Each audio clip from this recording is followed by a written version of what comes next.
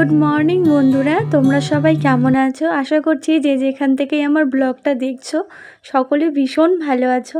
আমরাও খুব ভালো আছি। আবারও এই নতুন একটা ব্লগ ভিডিও স্টার্ট করলাম ফুলতলা থেকেই। তো তোমরা দেখতে থাকো, আশা করি সকলের ভালো লাগবে। গাছে অনেক ফুল ফুটেছিল জানো তো। তো ফুলগুলো দেখেই না খুব উঠাতে ইচ্ছা করছিল। এদিকে সময়ও কম ছিল, সময়ের আগে সব কাজ করতে হবে। তো যাই হোক, কাজটাকে একটু পিছনে ফেলে ফুলগুলোই উঠিয়ে নিলাম।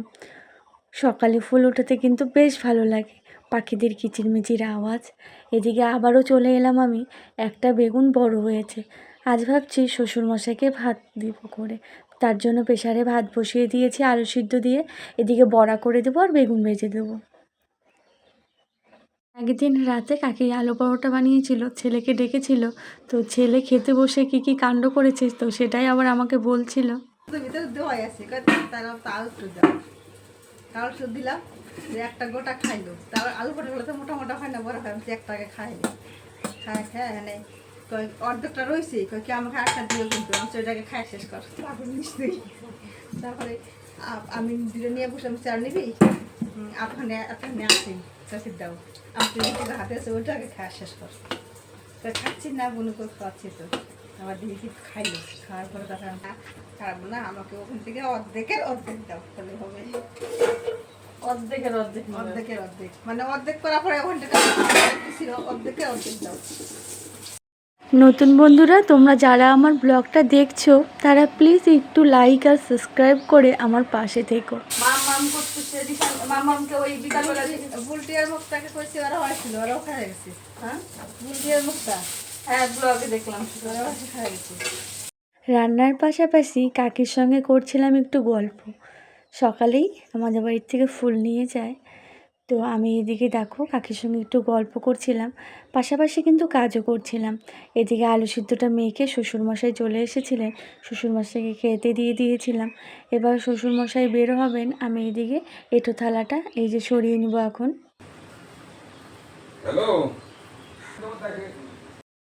এমনিতে তো রুটি দিচ্ছিলাম কদিন থেকে, আজকে একটু প্রেসারে ভাত করে দিলাম, কারণ প্রতিদিন রুটি খাওয়াটাও ঠিক হবে না। আর কদিন থেকে তো গরমটাও পড়েছে অতিরিক্ত, সেই কারণে একটু ঘুরিয়ে ফিরিয়ে খাবার দেওয়ার চেষ্টা করছি।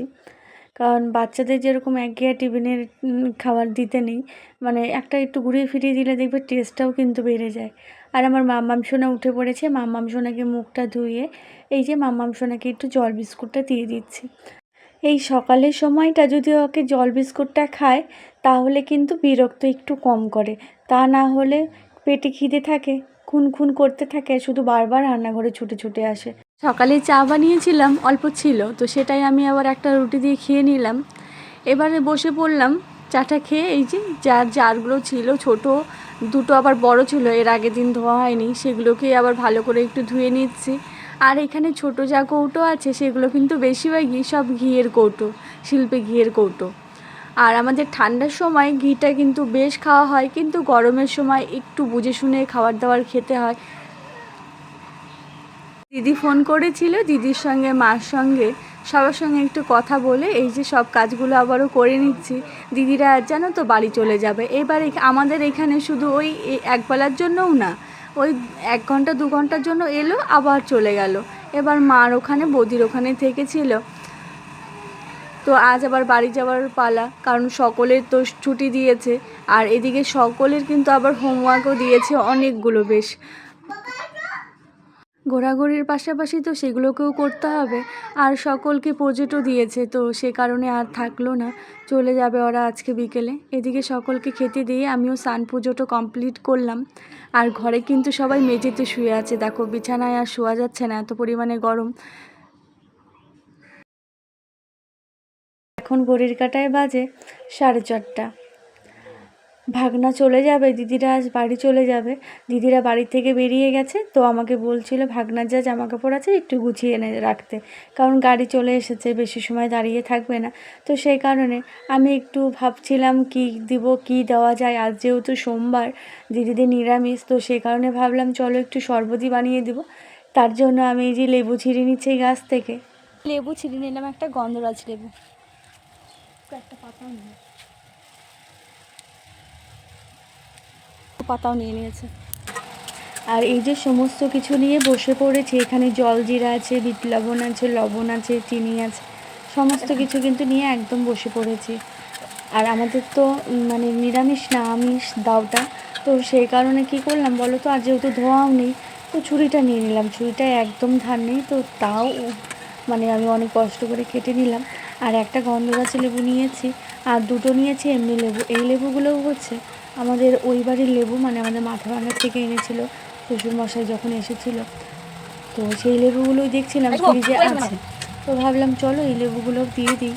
আর গন্ধরাজ লেবুটা কাটার সঙ্গে সঙ্গে এত সুন্দর সেন্ট বেরিয়েছে, মানে বারান্দাটা মোমো করছে লেবুর সেন্ট এত সুন্দর। আর গন্ধরাজ লেবুটার সেন্টটাও দারুণ লাগে। এই গাছটা হচ্ছে জাম্বু এনেছিল প্রথমে, মানে আমাদের ওই বাড়িতে বাবার বাড়িতে। তো সেখান থেকে একটা ডাল নিচে পড়ে শিকড় গজিয়ে গেছিলো, মা ডালগুলো ছাঁটাই করেছিল। তো সেখান থেকে আমি একটা ডাল এনে লাগিয়েছিলাম, সেটা হলো মানে ওই সেই চারাটা। তো দেখতে পাচ্ছ এবছর মানে বেশ অনেকগুলোই লেবু ধরেছে। হয়তো আমরা গরমের সিজনটায় আর বাইরে থেকে আর কোনো লেবু কিনতে হবে না, এই গাছের লেবুতেই কিন্তু হয়ে যাবে। আর এদিকে দেখো আমি তো লেবু রসগুলো সমস্ত দিয়ে দিয়েছি। এবার বিট লবণটা প্লাস্টিক থেকে বের করছি। এটা এখনও খোলা হয়নি, আগের যে খোলাটা ছিল সেটাই এতদিন খাওয়া হচ্ছিলো, মানে আম মাখার থেকে শুরু করে এইগুলোতে। আর আজকে এই প্যাকেটটা ছেঁড়া হলো। আর এইদিকে এই যে আমি এখন বিট লবণ দিয়ে দিলাম, জলজিরাও বেশ অনেকগুলোই দিয়েছি, লবণ চিনি সবটাই দিয়ে দিয়েছি। এবার ভালো করে একটু গুলিয়ে রাখবো। আর দেখো আমি এদিকে ওঠার আলসিতে ছুরিটা দিয়ে একটু গুলাচ্ছিলাম। এই যেটার গন্ধ আছে, এটার গন্ধ শোকো পচে যাবে। এই যে এই ফুলটার গন্ধ আছে হালকা। পচে যাবে তো নিয়ে যেতে যেতে। কেন পচে যাবে? জল দিলে থাকে না, আমার কাছে ছিল 3-4টা বাড়িতে, জল দিয়ে রাখছিলাম, থাকে না। আর এই যে ভাগনা একবার রাস্তায় যাচ্ছিল, একবার ভিতরে ঢুকছিল, কারণ দিদি কখন আসবে তো সেটার অপেক্ষায় ছিল। আর আমি একটু নিশানকে ডেকে নিয়ে আসলাম, তো দেখছিলাম ওই জলটার মধ্যে খেলছে, আবার এনে ওকে বাড়িতে স্নান করালাম। আর দেখো দিদি চলে এসেছে, এই যে ছোটো ভাগনা। বাইরে তো গাড়ি দাঁড়িয়ে আছে, তাই বেশি সময় বসতে পারলো না, এই যে ওরা বেরিয়ে পড়লো। শুরু করবা না তো, মেয়ে মানুষ পড়ে যাচ্ছে। শোনো, আর রাগ করবা না, তুমি রাগ করলে সেই কান্না করো, জিদ করতে হয় না। হ্যাঁ টাটা। নন্দিনী নন্দু কই তোমার? যাও। নন্দা নন্দা ও নন্দা নাম, যাও। নন্দিনী বলে নন্দা হলে দাদি জামা পর। আসি, হ্যাঁ টাটা টাটা।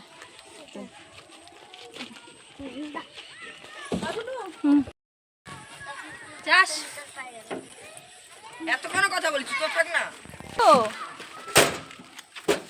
টাটা বাবা। আসো,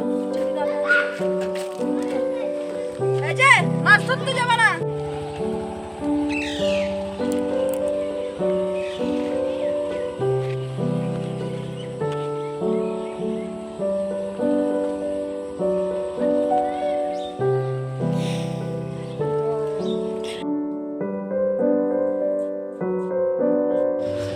কে আসছে? বাবা, কার বাবা? আমার বাবা, কার বাবা? আমার বাবা, কার বাবা? আমার বাবা, তোমার বাবা? সবাই বুম, সবাই বুম, সবাই বুম। ফ্রিজে রাখলে একদিন বের করলে পরে ওটা আর খাওয়া যায় না, কারণ লাগবে না। তুমি লাখাটা নিয়ে বসো, যাও। তো ভাত বসিয়ে দিয়েছি, আছি এখন রান্নাঘরে। মামাম শোনা গেল, ওই মেয়ের ছেলেকে ডাকতে গেছিলাম বাকি বাড়ি থেকে, ওই একজনকে নিয়ে আসলাম আর একজন আবার ওখান থেকে গেল। এদিকে আমি ভাত বসিয়েছি আর প্রেসারে বসিয়েছি ডাল।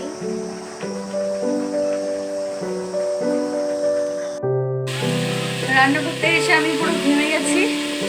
তো এই ডালটা হলো মূলো দিয়ে করলাম, ডাল করলাম, মাঝখানের ডাল করলাম। আর এদিকে আমি এখন আলুটা ভেজে নিচ্ছি। আজকে রাতের মেনু হচ্ছে ডাল, মূলো দিয়ে ডাল, এদিকে আছে আলু ভাজা, সঙ্গে চাটনি আছে। তো এই হলো আজকে রাতের মেনু। ডালটা দেখাচ্ছি তোমাদের দ্বারা। আর শ্বশুরমশাই এলেন, এসে স্নান করলেন। তো আমি ভেবেছিলাম স্নানের আগে শরবতটা দিব, তো এসেই স্নান করে নিয়েছে। তো প্রথমে জল বিস্কুট দিয়ে তারপর শরবতটা দিলাম, যেহেতু ওনার জন্য বানিয়ে রেখেছিলাম তো সেই কারণে। আর তখন বিকেলে একবার বেশি করেই বানিয়েছিলাম, সবার জন্য বানিয়েছিলাম।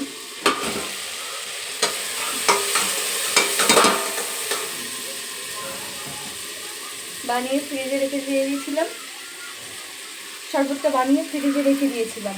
তো তোমাদের দাদাভাই এলে তোমাদের দাদাভাইতে দিলাম, শ্বশুরমশাই এই যে আবার একটু বাইরে বেরোলো।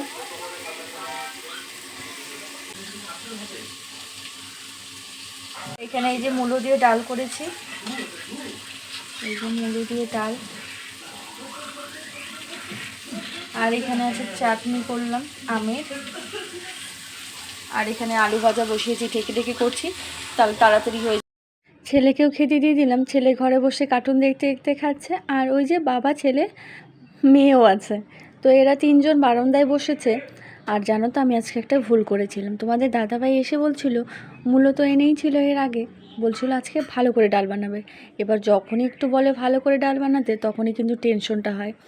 তো একেই তো ওই যখন আমি ঠোঁটটা এমন করলাম না, আমি মূলো দিতে ভুলে গেছিলাম, এদিকে ডালে প্রেশারের সিটি একটা হয়ে গেছে। তো তারপরে আবার তাড়াতাড়ি করে ডালটা ছেটে বের করে আবার পরে আমি মূলোটা দিয়ে আবার করি, ক্যামেরাটা অফ করেছিলাম। আর এই যে দেখো, তো তখন আমি তোমাদের সামনাসামনি বলিনি, কারণ তোমাদের দাদাভাই ওখানে ছিল। আর একটু মানে খারাপ হলেই তখন যদি ভালোও হয় তাও একটু খুঁত বের করবে, তো সেই কারণে তখন তোমাদের সঙ্গে বললাম না আমি। আর এখন দেখো খাওয়া দাওয়া কমপ্লিট হয়ে গেছে, এই যে সমস্ত বাসন মেজে নিয়েছি। আর এই যে জুতোগুলো, এগুলো প্রতিদিনের কাজ, সব এলোমেলো করে রাখে, এগুলোকে একটু গুছিয়ে রাখলাম। আর সমস্ত বাসন এগুলো তো ওই তখন স্নানের আগেই আমি মেজে নিয়েছিলাম, তো উপর করা হয়নি, তো এখন এই যে উপর করে নিচ্ছি। আর মুখটা আমার এখনও ভেজাই আছে, আমি এখনও ঘরে গিয়ে মুখ ক্রিমও দিতে পারলাম না। তো যাই হোক, এই যে আগে আমি বাসনগুলো ঠিক করে নিচ্ছি, তারপরে এই যে সব জামাগুলো চেয়ারে ঢিপ করে রেখেছিলাম, তখন তো আর হলোই না। সন্ধ্যার সময় একটু ভিডিও কাজ করছিলাম, তারপরে সন্ধ্যার পর থেকে আবার রান্নাঘর এদিকে ছিল, মেয়েকে একটু পড়ানো, ছেলেকে পড়ানো, আর এই জামাকাপড় ভাঁজ করার আর সময়ই হয়নি। তো এখন এই যে জামাকাপড় ভাঁজ করে বোতলে জল ভরে নিচ্ছি। আর এই যে তোমাদের দাদাভাই আবার বাইরের থেকে এলেন, শ্বশুরমশাই ঘুমিয়ে পড়েছেন।